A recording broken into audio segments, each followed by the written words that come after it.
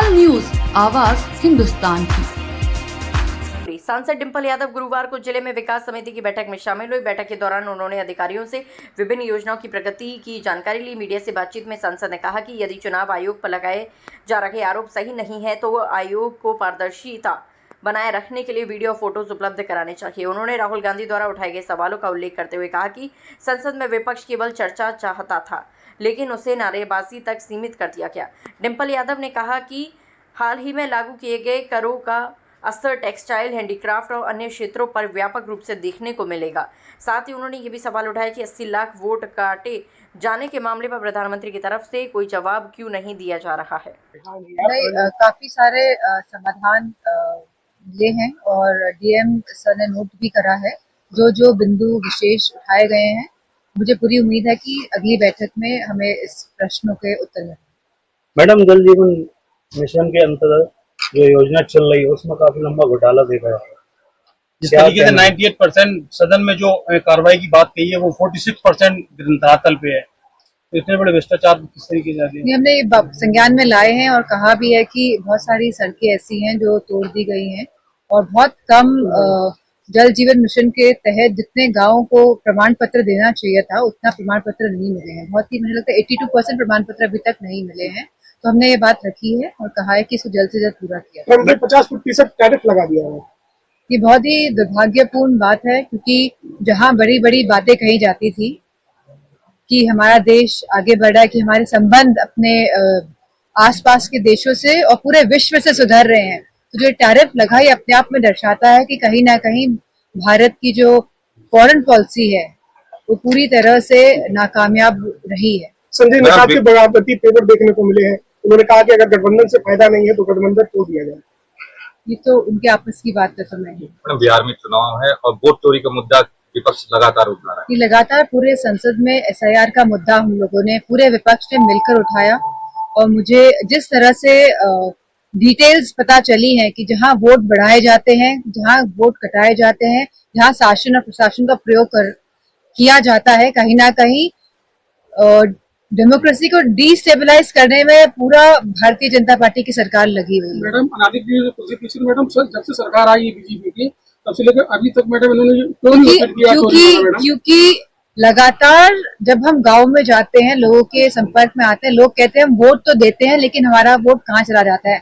हम चाहते हैं तो आप लोग आए सरकार में, लेकिन वोट देते हैं लेकिन वोट कहाँ चला जाता है। तो अब पूरी पारदर्शिता से ये समझ आ रहा है कि भारतीय जनता पार्टी हर हथकंडे अपनाती है और सभी इंस्टीट्यूशंस का प्रयोग करके कहीं ना कहीं वो हमारे संविधान और हमारे डेमोक्रेसी जो प्रजातंत्र है उसको तहस नहस करने में लगी हुई है। यात्रा निकली गई, उसमें क्या राष्ट्रीय अध्यक्ष जी शामिल होंगे वोट अधिकार यात्रा में? जी, बिहार में जो यात्रा है उसमें 30 तारीख को प्रोग्राम है। संबल घटना को लेकर के न्याय कमेटी का गठन कर दिया गया है। न्याय कमेटी संबल की घटना को लेकर न्याय आयोग की संबल घटना की रिपोर्ट आई है। उसमें मुख्यमंत्री को उसमें कहा गया कि ये घटना पूर्व नियोजित षड्यंत्र था। अब न्याय आयोग की टीम गठित कर दी गई है। लगातार देखने को मिल रहा है जब भी कोई बहुत ही विशेष मुद्दा होता है तो उस मुद्दे से भटकाने के लिए भारतीय जनता पार्टी के लोग या उनका गुट कोई ना कोई इस तरह के प्रकरण करता है जो लोगों के बीच में भ्रम फैला सके और सही मुद्दों से ध्यान भटका सके। मैडम, जो इंडिया पाकिस्तान के युद्ध में लगातार हो रही है कि सीएम और पीएम जो भ्रष्टाचारी अगर होंगे तो 30 दिन का जो टाइम दिया गया तो उसमें अन्य मंत्रियों को क्यों नहीं शामिल किया गया है? नहीं, हमें ये सोचना पड़ेगा कि इस तरह का अधिनियम लाया क्यों गया, विधेयक क्यों लाया गया संसद के अंदर। ये इसीलिए लाया गया, कहीं ना कहीं सरकार नहीं चाहती कि डेमोक्रेसी रहे, क्योंकि अगर आप चीफ मिनिस्टर को ही भेज देंगे जेल में और वो भी कोई पुष्टि नहीं है, और खुद जहां हमारे जो चीफ मिनिस्टर साहब हैं उन्होंने अपने आते ही अपने ऊपर के मामले हटाए कि नहीं हटाए। मैडम, बहुत महत्वपूर्ण का सवाल है। 54 दिन से हमारी विधि के प्रहरी हैं वो सड़क पे है। डीएम अपने जो घमंड में इतने चूर हैं तो विधि विरुद्ध ही खड़े हुए हैं। आपने एक पत्राचार भी किया था, पत्र भी लिखा, उसमें इन्होंने एक जवाब भी दिया है कि जो विधि के प्रहरी हैं वो विधि विरुद्ध है। लेकिन ये जो उत्तर प्रदेश राजस्व संहिता है जो सपा सरकार में लागू की गई थी इसमें कोई भी इस तरीके की जो ये डीएम कह रहे हैं कि विधि विरुद्ध किया जा रहा है, इसमें व्यवस्था नहीं है। अगर व्यवस्था नहीं थी तो 2016 से जब से ये लागू हुआ और 2025 चल रहा है तो आरओ कोर्ट कैसे संचालित होता रहा? सवाल पहला ये है।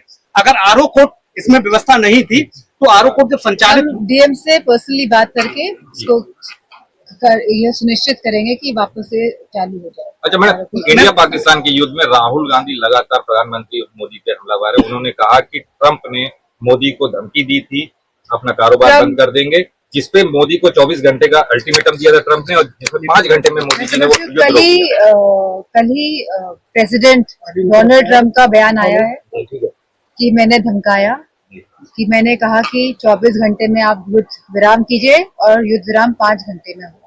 या तो भारतीय जनता पार्टी के लोग डोनाल्ड ट्रंप जी जो प्रेसिडेंट ऑफ यूएस है उसका खंडन करें उनकी बात का, और जब खंडन नहीं कर रहे तो मतलब ये बात सच है, ये स्वीकार रहे हैं इस बात को, अपने आप में दर्शाता है।